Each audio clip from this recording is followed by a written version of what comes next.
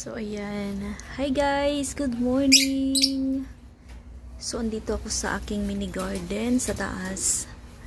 Binibisita ko tong aking alaga. Ang ating alagang kalamansi. Look guys, oh, ang daming mga bulaklak. Ito yung sanga niya. Grabe, tignan mo ang bunga niya, 4. Tapos yung pinakatuktok may bulaklak pa. So, tingnan nyo kung paano siya mamulaklak. Ayan o. Oh, diba? Kumpul-kumpul ang kanyang bulaklak. Actually, ang ginagawa ko dito ay kinakalbo ko. Pag may mga nakikita akong mga matitigas yung dahon, I mean, magulang, like, katulad nito, medyo hindi okay yung kanyang dahon. Ginugupit ko yan. Then, pagkatapos kong magugupit yan, mga ilang linggo, makikita mo, may mga sibol-sibol na yan ng bulaklak. So, ayun no, tignan mo, hinog na yung bunga doon. Actually, ang dami talagang bunga nito. Plano ko talaga mag-harvest. Yung i-video ko mismo na nag-harvest ako ng bunga niya. Kaya lang, sa sobrang busy ni Aling Chindara Vlogs, ay unti-unti nang hina-harvest every time na meron kaming pritong ulam. Kasi ginagawa nilang sausawan yan. Hinahalo sa toyo. So, kumonti na yung kanyang bunga na hinog na malaki. So, tingnan nyo, oh, ang dami, oh, diba? At napakabango. Ang bango ng bulaklak niya, oh, diba? Oh. So, ganyan.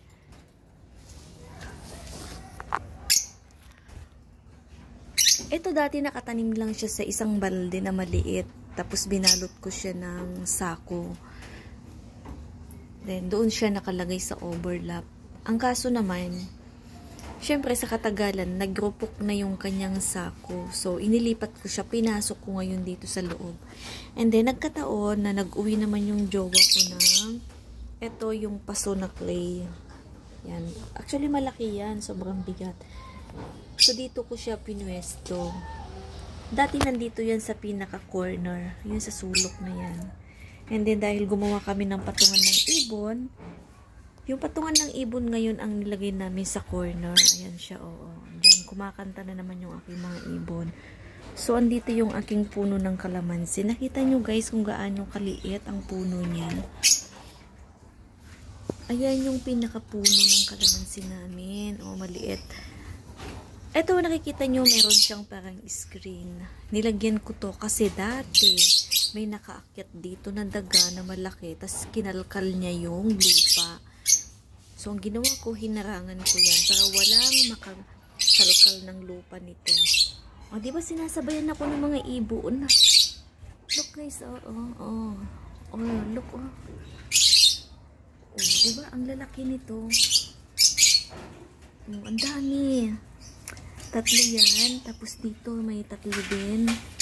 Tapos ito may 2. Oo, bigat na siya. May bulaklak pa. Diba? Hindi ko pa naka-harvest pero may bulaklak na. Tapos may maliit na bunga. So, ganyan.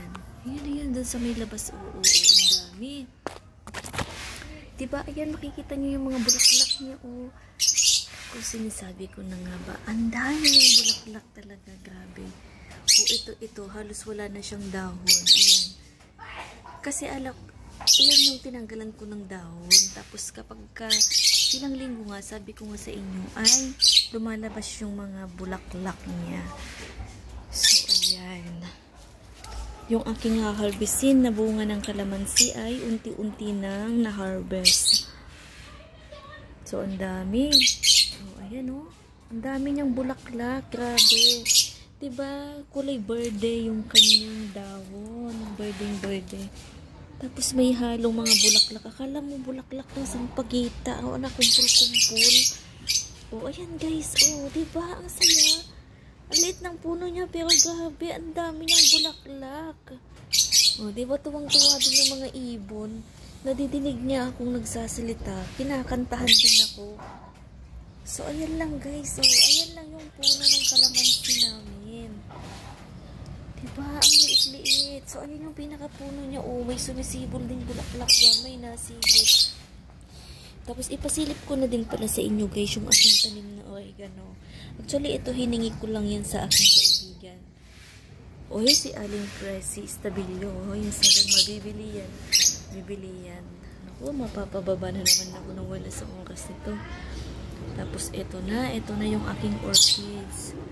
Yan, pabili daw, pabili. Saglit lang, guys, bababa ako. Oh, teka lang! So, yan, nakabalik na nga ulit ako dito sa taas. Kaya may bumili at ay nagtinda muna. So, to be continue tayo. Hinihingil ako doon. Nabatabik natin kanina. Tungkol pala dito sa aking hininging oregano. Yan, oh, malago na din. Actually, kung nakikita ninyo itong mga to, ito yung honeydew at saka pakwan. Binuhos ko nga dito. Yung buto niya, tumubo naman. Tapos, meron ako dito ng isang sibuyas. Tapos, meron din ako dito, ayan tanglad. Tapos, ito yung aking orchids. Natuyo na nga to, pero nagkaroon siya ng ugat dito. Actually, ito yung part na to, may bulaklak yan dati. Tapos, ayan. Oo. Pag pala nasa silong to, nalililiman yung orchids, lumalago, tas lagi siyang nadidiligan. So, yung cactus na yan. Actually, meron akong cactus dati na malaki. Pinamigay ko na.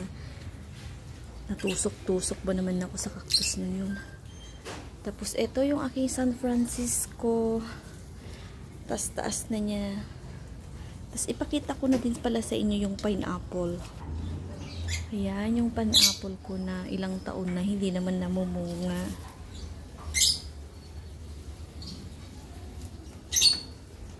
Ayan guys, so hindi siya namumunga. Ewan ko ba? Naiinip na din ako kung kailan siya mamumunga. Tapos ito ang aking mga alaga. Ating mga lovebirds. Ang lovebirds natin si Kani, si Yaki, si Yasay, at si Taco. Ayan sila. Ang bango. Ang bango dito sa pwesto nila gawa ng bulaklak ng kalamansi.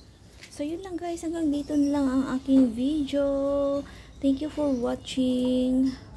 Ay, wait lang guys. Wait lang. May butterfly. Oh, kita nyo? May butterfly. Oh. Oh, diba? Ang ganda. Pinuntahan siya ng butterfly. Oh. Oh, so ayan na. Tama na nga. Thank you for watching. Bye. Bye everyone.